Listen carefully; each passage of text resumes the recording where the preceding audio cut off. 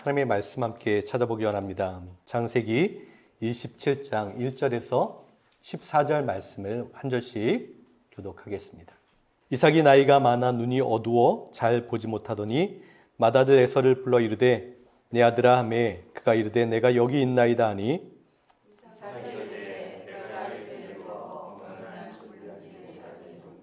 그런즉 내 기구 곧 화살통과 활을 가지고 들에 가서 나를 위하여 사냥하여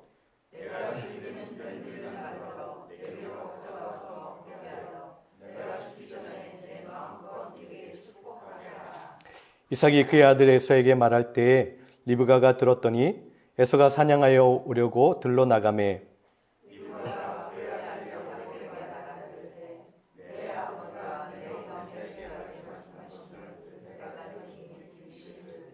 나를 위하여 사냥하여 가져다가 별미를 만들어 내가 먹게 하여 죽기 전에 여호와 앞에서 내게 축복하게 하라 하셨으니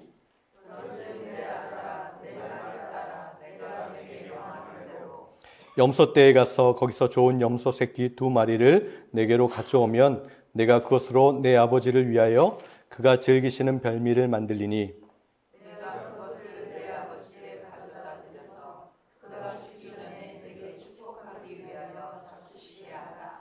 야곱이 그 어머니 리브가에게 이르되 내 형 에서는 털이 많은 사람이요 나는 매끈매끈한 사람인즉 아버지께서 나를 만지실 때에 내가 아버지의 눈에 손님처럼 보일까 혹은 고사하고 저주를 받으라 하나이다. 어머니가 그에게 이르되 내 아들아 너의 저주는 내게로 돌리리니 내 말만 따르고 가서 가져오라. 그가 가서 끌어다가 어머니에게로 가져왔더니 그의 어머니가 그의 아버지가 즐기는 별미를 만들었더라. 작년 연말 샘터 모임 때 함께 나눌 자료를 제가 준비해 갔어요. 내용을 한 장에 다 담으려다 보니까 글자를 굉장히 좀 작게 편집을 하게 되었습니다. 제가 성경 말씀을 한 구절씩 돌아가면서 읽자라고 그렇게 부탁을 드렸잖아요. 그때 여러분이 한숨을 깊이 내쉬면서 목사님 글자가 작아서 안 보입니다. 노안 때문에 글자가 안 보여요. 돋보기를 찾으시는 그런 모습을 보면서 이 단어가 떠올랐습니다. 우프다. 웃으면서도 슬프다라는 그러한 말입니다. 그런데 더 우팠던 것은 저도 글자가 잘 안 보여서 이렇게 종이를 멀리 해야 겨우 읽을 수 있었어요. 그럼 이것은 나이 들어감의 자연스러운 모습인 것 같아요. 그리고 이것을 잘 받아들이는 것, 그것이 또한 지혜인 것 같습니다. 그래도 요즘은 얼마나 세상이 참 좋아졌습니까? 우리가 살아가는 세상이 참 좋아졌어요. 저도 지금 다초점 안경을 쓰고 있어서 전에 잘 보이지 않았던 것을 조금 더 잘 볼 수가 있습니다. 우리는 여러 가지 이유로, 원인으로 시력이 갑자기 안 좋아질 때가 있어요. 뭔가 흐릿해지고 잘 보이지 않으면 크게 걱정하면서 근심하면서 왜 이러지? 큰일 났네 하면서 안과를 아주 급하게 찾아갑니다. 그런데 여러분, 우리 믿음의 사람은 이 신체적인 시력뿐만 아니라 또 다른 것이 있어요. 우리에게는 영적인 시력이 있습니다. 그래서 영적인 눈을 들어서 영적인 눈을 통해서 모든 것을 바라보는 겁니다. 영적인 시력이 흐려져서 잘 보지 못하고 잘 분별하지 못하는 그러한 상황과 사람들이 많이 있어요. 그런데 많은 사람들을 보면, 신앙인들도 보면 이 영적인 시력이 흐려져서 잘 보지 못하고 분별하지도 못하는데 그 영적인 시력이 보이지 않는 것은 크게 걱정하거나 근심하지 않는 것 같습니다. 오늘 본문에 보면 영적인 이 시력이 어두워졌던 사람이 나옵니다. 1절 한번 보세요. 이제 이삭이 나이가 많아서 눈이 어두워 잘 볼 수 없게 되었다라고 그 상황을 먼저 이렇게 설명합니다. 우리가 표면적으로 읽으면 단순히 이삭이 나이가 많아서 노안 때문에 잘 보지 못하게 되었다라고 이해할 수 있어요. 그런데 오늘 말씀에서는 그 안에 드러나지 않는 깊이 들어가 보면 또 다른 것을 우리에게 말씀해 주고 있습니다. 이 원문에서 어두워졌다라는 단어는 카하라는 그런 히브리어예요. 이 카하라는 단어가 담고 있는 의미가 있습니다. 그 뜻은 약해지다라는 거예요. 실패하다라는 거예요. 낙담케 하다, 또 영적으로 보지 못한다라는 그러한 의미들을 담고 있어요. 그래서 구약시대에 그 사람들이 이 단어를 사용할 때는 뭔가 보지 못하는데 시력적인 신체적인 것뿐만 아니라 더 깊은 의미는 진짜 보아야 할 영적인 부분이 어두워졌다라고 할 때 이 단어를 사용했어요. 그래서 이 단어, 카라는 단어가 에스겔서 21장 7절에는 영적으로 약해지다라는 그런 표현이 있는데 거기에서 사용되었어요. 그리고 스가랴 11장 17절에 보면 양떼를 버린 못된 목자의 눈이 어두워지다라고 할 때 이 단어가 쓰여졌습니다. 이것을 보면 단순히 이삭이 신체적으로 나이가 많아져서 노안 때문에 보지 못하게 된 것이 아니라 말씀에서 가장 중요하게 그 핵심을 두고 있는 것은 무엇이냐? 그가 영적으로 시력이 어두워져서 영적인 분별력이, 영적인 민감함이 아주 어둡게 떨어졌다라는 것을 우리에게 말씀해 주고 있습니다. 우리가 사무엘상을 함께 나누었던 적이 있는데요. 사무엘 시대에 엘리 제사장이 있었습니다. 그 엘리 제사장에 대해서도 성경에서 이렇게 기록하고 있어요. 사무엘상 3장 2절을 보세요. 엘리의 눈이 점점 어두워져 가서 잘 볼 수가 없었다. 여기서도 집중하는 것은 이 엘리의 영적인 상태를 말하고 있는 거예요. 엘리가 그 시대 가운데 하나님을 바라보면서 깨어있지 않았어요. 영적으로 분별하지 못하고 그의 눈이 어두워져 있었습니다. 그래서 이처럼 지도자가 영적으로 눈이 어두워지면 그 시대를 살아가는 수많은 사람들의 영적인 시력이 어두워졌어요. 그래서 암흑과도 같은 시대가 펼쳐졌던 것을 우리는 잘 알고 있습니다. 그런데 반대로 신명기 34장 7절을 한번 보세요. 한번 같이 읽어볼까요? 모세가 죽을 때 그의 나이 120세였으나 그는 눈도 흐리지 않았고 기력이 쇠하지도 않았다. 그렇게 기록하고 있어요. 다른 번역을 보면 그의 눈이 흐려졌다라는 부분을 그의 눈은 빛을 잃지 않았다라고 표현합니다. 모세는 영적인 시력이 흐려지지 않았어요. 하나님과 항상 동행하면서 하나님을 인식하면서 하나님 앞에 살아갔더니 그의 영적인 시력이 흐려지지 않았다라는 거예요. 죽음 앞에서 하나님 앞에 가는 그 시간까지 그의 눈은 빛이 났어요. 여러분, 우리가 하루하루 살아가면서 우리는 나이가 들어가잖아요. 그러면 우리의 신체적인 시력은 점점 더 좋아지지 않을 거예요. 우리 신체적으로 점점 더 약해져 갈 겁니다. 그것은 분명해요. 그러나 우리가 나이 들어가면 갈수록 우리의 영적인 시력은, 우리의 영적인 민감함은, 영적인 분별력은 절대 어두워지지 않고 더 힘을 얻고 더 능력을 얻어서 주님 앞에 반짝이는 모습으로 살아갈 수 있기를 간절히 소망합니다. 이삭의 영적 시선이 어두워졌더니 그러면 무슨 일이 일어났습니까? 3절과 4절을 보세요. 그러나 이제 너는 나를 위해서 사냥할 때에 쓰는 기구들, 곧 화살통과 활을 메고 들로 나가서 사냥을 하다가 내가 좋아하는 별미를 만들어서 나에게 가져오너라. 내가 그것을 먹고 죽기 전에 너에게 마음껏 축복하겠다. 이삭은 이렇게 말한 다음에 40여 년을 더 살았어요. 오랜 시간을 바로 죽지 않았습니다.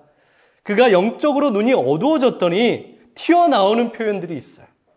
제가 빨갛게 표시를 해놨는데요. 다 내 중심적인 그러한 생각과 내 중심적인 생활을 하는 거예요. 뭐라고 얘기하죠? 나를 위해서 내가 좋아하는 별미, 나에게만 가져와라. 내가 그것을 먹고 내가 너에게 축복하겠다라고 내 중심적인 모습을 보여주고 있어요. 나만 보이는 거예요. 나만 있어요. 아내도 없고요. 자녀도 없습니다. 형제도 이웃도 하나도 눈에 들어오지 않아요. 내가 먼저 중요한 겁니다. 나만 편하면 돼요. 나만 좋으면 되는 거예요. 더 나아가 하나님도 없어요. 축복은 무엇입니까? 하나님께서 주시는 것이 축복이에요. 당시에 그 족장들이 자녀들에게 축복하는 것은 있었지만 그럼에도 하나님께서 축복하시는 건데 자기가 축복한다라고 말해요. 자기 마음대로 모든 것을 결정하고 있습니다. 내 이익만 있어요. 끝없이 나를 만족시키는 욕심에 사로잡혀 있어요. 자신의 입을 즐겁게 하는 별미를 찾고 있는 거예요. 여러분, 그렇다면 우리는 어떻습니까? 나만 보이지 않아요? 나만 있지 않습니까? 다 나를 위해서 내가 좋아하는 것, 다 나를 이렇게 높여주고 내가 모든 것 위에 군림하고 내 마음대로 다 하고 싶은 그러한 모습이 있다라는 것, 내 마음과 내 행동대로 그 모든 것을 행하다 보면 바로 이삭처럼 우리의 영적인 시력이 어두워져 있다라는 것을 우리는 알아야 합니다. 이삭의 영적 시력이 이렇게 어두워졌더니, 그런데 이삭만 그랬습니까? 그 주위에 있었던 모든 사람들, 특별히 가족들의 영적인 시력도 다 어두워져 버렸어요. 이삭이 영적으로 깨어지니까 아내인 리브가도, 첫째 아들이었던 에서도, 둘째 아들이었던 야곱도 다 깨어졌습니다. 특별히 에서는 아주 일찍부터 굉장히 문제투성이었어요. 우리가 잘 알고 있잖아요. 하나님께서 허락하셨던 그 장자의 자리를 소중하게 생각하지 않았어요. 그래서 팥죽 한 그릇에 달랑 그것을 아주 쉽게 팔아버립니다. 그리고 에서는 햇사람들, 이방 여인들 2명을 부인으로 삼아요. 결혼을 하는 것이죠. 그런데 이 에서와 이 햇사람 2명의 며느리들이 리브가의 속을 굉장히 썩였던 것 같아요. 고부간의 갈등이 있었던 것이죠. 그래서 리브가가 이삭에게 이렇게 하소연합니다. 27장 46절을 보세요. 리브가가 이삭에게 말하였다. 나는 햇사람의 딸들 때문에 사는 게 아주 넌더리가 납니다. 고부간의 갈등은 지금만 있는 것이 아니었던 것 같아요. 넌더리 굉장히 강한 표현이죠. 근데 다른 번역에 보면 내가 이 햇 여자들 때문에 사는 것이 아주 지긋지긋합니다 라고 말해요. 다른 번역에는 햇 여자들이 아주 보기 싫어 죽겠습니다 라고 아주 솔직하게 그 갈등을 이야기하고 있어요. 리브가는 어떻습니까? 리브가도 별반 다르지 않아요. 이삭과 에서가 대화를 하고 있을 때 그것을 몰래 엿들었잖아요. 그리고 어떻게 합니까? 야곱을 불러다가 사기를 쳐요. 남편을 속여 먹습니다. 에서가 만들었던 그 별미를 똑같이 흉내내서 만들어가지고 그것을 가지고 들어가게 하는 거예요. 야곱을 에서처럼 분장시킵니다. 에서가 속썩이고 며느리들이 보기 싫어 아주 죽겠고 아주 사는 것이 지긋지긋한 거예요. 그래서 에서가 이삭의 축복을 받는 것을 절대 그냥 두고 볼 수 없었던 거예요. 그런데 여러분, 하나님께서는 이미 에서가 야곱을 섬길 것이라고 이삭과 리브가에게 말씀해 주셨던 적이 있습니다. 그렇다면 리브가는 어떻게 해야 되는 것이지? 이렇게 사기치고 속이는 것이 아니라 하나님께서 어떻게 역사하실지를 기대하면서 기다리면 되는 거예요. 하나님께서 말씀하셨으면 하나님의 뜻과 방법으로 이루실 것, 하나님은 선하시기 때문에, 하나님은 모든 것을 하실 수 있는 분이기 때문에 하나님의 그 때를 기다렸으면 되는 거예요. 그런데 리브가도 영적으로 시선이 어두워졌더니, 깨어졌더니 자기 방법대로 그것이 잘못된 것을 알면서도 그렇게 아무 거리낌 없이 행하고 있는 거예요. 밀어붙입니다. 그리고 야곱은 어때요? 엄마가 불러서 그런 얘기를 하면 이게 정신없는 말이잖아요. 말도 안 되는 방법이잖아요. 그러면 어머니한테 어떻게 응답해야 되겠습니까? 어머니, 이건 아닙니다. 하나님이 저에게 축복하기로 하셨다면 선하신 하나님께서 올바른 방법으로 나에게 축복해 주실 것을 나는 기다리겠습니다. 그렇게 말해야 하는데 야곱은 어떻게 해요? 그냥 어머니가 시키는 대로 그냥 따라서 합니다. 자기도 욕심이 있었던 것이죠. 그 전에도 형의 그 장자권을 배고플 때 밥을 주면 되는데 그것을 가지고 그 장자권을 사려고 했던 야비한 모습이 있었잖아요. 야곱도 그랬어요. 그리고 아버지한테 야곱이 어머니가 만든 음식을 가지고 들어가서 뭐라고 합니까? 18절에서 20절 말씀을 보세요. 야곱이 아버지에게 가서, 글자가 좀 작죠? 노안 때문에 잘 안 보이지만, 제가 읽어보겠습니다. 야곱이 아버지에게 가서 아버지하고 불렀다. 그러자 이삭이 나 여기 있다. 아들아, 너는 누구냐 하고 물었다. 야곱이 아버지에게 말하였다. 저는 아버지의 맏아들 에서입니다. 이거 야곱이 얘기하는 거예요. 아버지께서 말씀하신 그대로 하였습니다. 이제 일어나 앉으셔서 제가 사냥하여 온 고기를 잡수시고 저에게 마음껏 축복하여 주시기 바랍니다. 이삭이 아들에게 물었다. 얘야, 어떻게 그렇게 빨리 사냥거리를 찾았느냐? 야곱이 대답하였다. 아버지께서 섬기시는 주 하나님이 일이 잘 되게 저를 도와주셨습니다. 주 하나님이 잘 되게 나를 도와주셨습니다. 여러분, 이 표현 얼마나 좋아요? 너무 은혜로운 표현이죠. 그런데 아주 정신이 나간 말을 야곱이 하고 있어요. 너무 아름다운 표현인데 정신 나간 말입니다. 불법적인 세습을 한 교회에서 세습 절차를 마무리하고 이렇게 말합니다. 다 하나님의 은혜입니다. 하나님께서 일이 잘 되게 하셨습니다. 라고 말을 해요. 예배당을 짓던 어떤 교회에서 여러 가지 행정적인 문제가 발생했어요. 담당자에게 뒷돈을 건네고 여러 가지 바르지 못한 그러한 모습들로 무리한 방법으로 어찌저찌 해서 예배당 건축을 마무리했습니다. 그리고 이렇게 이야기해요. 다 하나님의 은혜입니다. 하나님께서 일이 잘 되게 도와주셨습니다. 라고 그렇게 말합니다. 수많은 교회들 안에서 거짓과 술수와 정직하지 못하고 정의롭지 않게 일처리하는 것들이 너무나 많은데 하나님께서 도와주셨다라고 말하고 있어요. 믿음 생활하는 개인들도 그렇습니다. 삶의 자리에서 여러 가지 꼼수와 세상적인 일들과 바르지 않은 것들을 하면서도 하나님께서 도우셨다. 하나님께서 하셨다라고 그렇게 자기 자신을 속이며 신앙생활을 하는 그러한 모습이 있습니다. 우리에게도 그러한 모습이 있을 수 있어요. 야곱처럼 그렇게 말하는 것이죠. 그렇다면 여러분, 영적으로 시력이 다 어두워지고 완전히 깨어질 대로 깨어진 이삭과 그 가족들에게는 아무런 소망이 없습니까? 그렇게 다 깨어진 채로 끝장이 나버린 걸까요? 그렇지 않습니다. 우리의 짧은 생각으로는 절대 이해할 수 없는 하나님의 은혜가 계속해서 그들에게 부어지고 있는 거예요. 이렇게 엉망으로 깨어진 자기 마음대로 살아가는 자기 마음대로 말하는 그 사람들에게 하나님의 은혜가 끊임없이 부어지고 있어요. 하나님께서는 그럼에도 사랑하십니다. 하나님께서는 그럼에도 기다려주세요. 그럼에도 불쌍히 여겨주시고 그럼에도 은혜를 그들에게 부어주셨어요. 우린 것을 어떻게 알 수 있습니까? 우상을 섬기며 올바르게 마지막 삶을 살아내지 못했던 솔로몬 왕, 솔로몬의 후손을 통하여서 예수님께서 이 땅 가운데 오셨어요. 밧세바를 빼앗고 그의 남편 우리아를 아주 야비한 방법으로 죽음의 자리에 내몰았던 그 다윗의 후손으로 예수님께서 오셨습니다. 사람 취급받지 못했던 이방 여인 룻의 후손으로 예수님께서 이 땅에 오셨어요.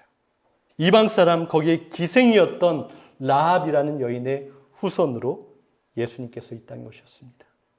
야곱의 후손으로, 이삭의 후손으로, 아브라함의 후손으로 예수님께서 구원자로 이 땅 가운데 오셨어요. 성경 곳곳에 보면, 특별히 구약에 보면 하나님께서 자신을 소개할 때 이렇게 소개하세요. 아브라함의 하나님, 이삭의 하나님, 야곱의 하나님. 나는 아브라함의 하나님이고 나는 이삭의 하나님이고 나는 야곱의 하나님이다 라고 그렇게 기뻐하며 말씀하세요. 사실 인간적으로 볼 땐 아브라함이나 이삭이나 야곱은 얼마나 연약함이 많습니까? 얼마나 비열합니까? 매력이 없어요. 그렇지 않은 사람들이 더 매력적일지 모르겠어요. 그런데 하나님은 그렇게 연약하고 그렇게 깨어지고 마음대로 살아가는 그 사람들에게 은혜를 베푸셔서 그 약속한 것을 이루시는 하나님이세요. 그렇게 엉망인 사람들의 나는 그들의 하나님이다 라고 말씀하십니다. 여러분, 이것이 십자가의 은혜인 거예요. 사순절 십자가를 묵상하는 이 시간, 용서받을 자격이 없는 자에게 용서를 주시는 은혜입니다. 사랑받을 자격이 없는 자를 사랑하시는 것이 바로 이 십자가의 은혜인 거예요. 로마서 3장 23절에서 24절 말씀 보세요. 모든 사람이 죄를 범하였습니다. 그래서 사람은 하나님의 영광에 못 미치는 처지에 놓여 있습니다. 그러나 사람은 그리스도 예수 안에서 얻는 구원으로 말미암아 하나님의 은혜로 값없이 의롭다는 선고를 받습니다. 영적으로 눈이 어두워서 나만 위해서, 나만 좋아하는 것을 위해서 살아가던 그 사람들, 그 모습이 바로 우리의 모습인 거예요. 영적으로 다 눈이 어두워서 볼 수 없었는데 바로 그 주님께서 우리 가운데 빛으로 임하셨다라고 말씀하셨어요.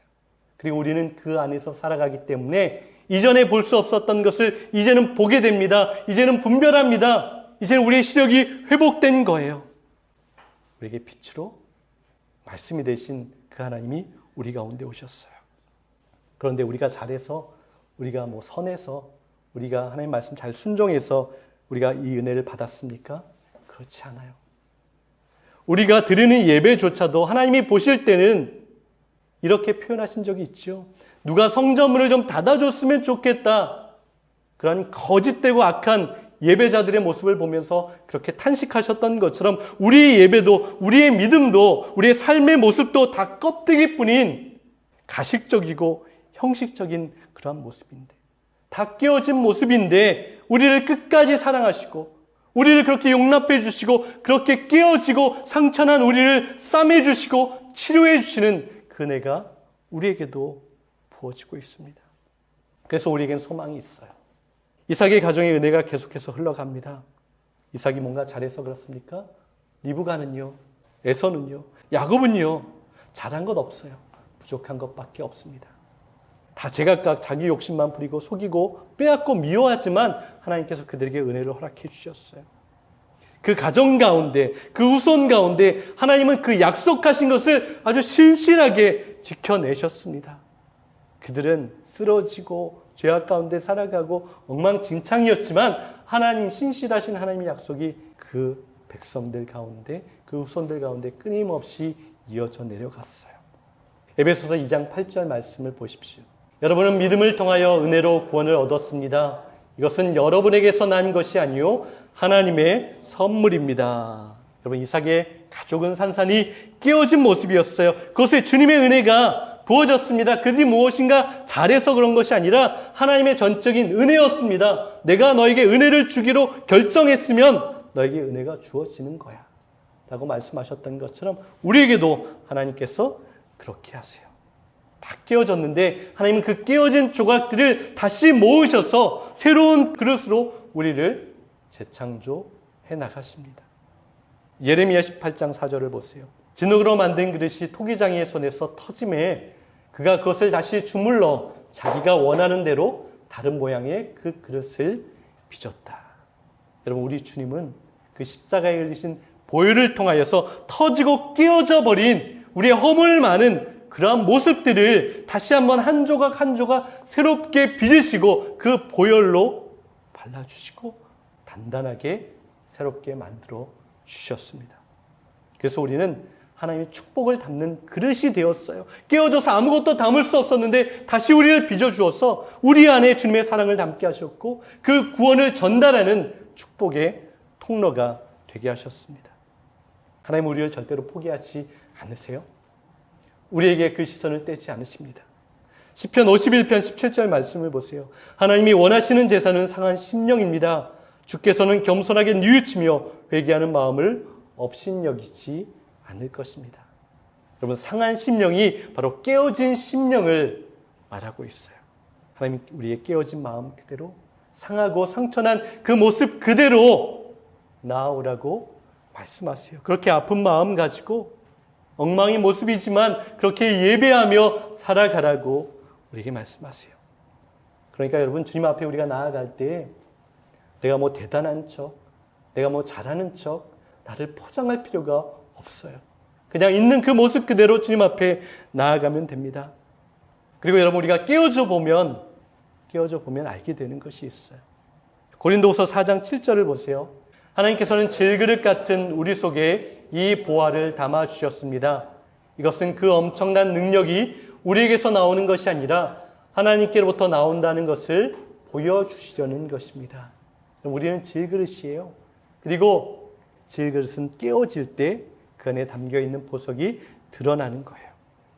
내가 단단한 욕심과 고집과 죄악이 깨어질 때 그 안에 담겨있신 예수님께서 보이십니다. 그래서 내 욕심이 깨어져야 합니다. 내 중심이 깨어져야 하는 거예요. 그렇게 깨어진 우리를 통해서 십자가의 은혜가 전달됩니다.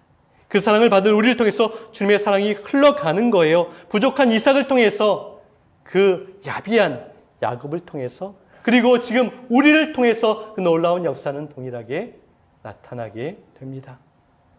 그런데 우리는 여기서 만족하면 안 됩니다. 내가 부족하니까 그대로 받아주시니까 그래, 난 또 엉망으로 살아가고 이 깨어진 모습 그대로, 이 부족한 모습으로 그냥 살아가면 되겠지라고 생각할 수 있는데, 우리 주님께서 우리에게 원하시는 것, 우리가 어떻게 살아가기를 바라시는 하나님의 소망이 있어요. 우리는 그것을 잊지 말아야 합니다. 우리가 한 단계 더 나아가기를 원하시는 거예요. 우리의 영적인 그 시력이 어두운 채로 있기를 원치 않으십니다. 우리의 영적인 시력이 밝아지기를 원하세요. 빛나기를 원하십니다. 영적인 분별력을 이제 제대로 가지려고 하십니다. 영적인 민감함을 가진 자가 되라고 하십니다. 그래서 이제는 전에 허물과 죄악에 있었던, 머물렀던 그 자리를 떠나라고 말씀하세요. 그리고 주님께서 이 땅 가운데 오셔서 많은 사람들에게 말씀하셨던 것이 있어요. 너희는 다시는 동일한 죄를 짓지 말라라고 예수님께서 말씀하셨어요. 그렇게 한 걸음 한 걸음 변화되고 거룩해 되는 것을 주님께서 우리에게 요청하고 계십니다. 정의와 공의, 선을 행하는 자리로 조금씩이나마 계속해서 향하여 나아가는 거예요. 전진하는 것입니다. 다시는 동일한 죄를 짓지 않는 거예요. 에베소서 4장 22절에서 24절 말씀을 한번 같이 읽어볼까요? 여러분은 지난날의 생활 방식대로 허망한 욕정을 따라 살다가 썩어 없어질 그 옛사람을 벗어버리고 마음의 영을 새롭게 하여 하나님의 형상을 따라 참 의로움과 참 거룩함으로 지으심을 받은 새 사람을 입으십시오. 에베소서 5장 8절과 9절도 함께 읽어보겠습니다. 여러분이 전에는 어두움이었으나 지금은 빛입니다. 빛의 자녀답게 사십시오. 빛의 열매는 모든 선과 의와 진실에 있습니다. 그렇습니다. 사랑하는 여러분, 수없이 깨어지고 허물 많은 우리에게 주님의 십자가의 은혜가 부어졌어요. 그 은혜를 기억한다면 주님께서 우리에게 소망하시는, 소원하시는 그대로 살아가기를 정말 애쓰는 자가 되어야 합니다. 그리고 주님의 그 바보 같은 사랑이 우리에게 부어졌을 때 그것을 쉽게 보지 마세요. 우리는 잘못하다 보면 그렇게 반응하고 그렇게 생각할 때가 있어요. 이제 그 은혜를 깊이 알았으니, 우리 깨어진 우리를 그 보혈의 능력으로 새로운 그릇이 되게 하셨으니, 이제는 죄악과 불의와 악함에서 점점 떠나서 주님의 선함과 의로움과 정의를 향하여서 달려나가는 그러한 우리 빛의 교회 공동체가 되어야 합니다.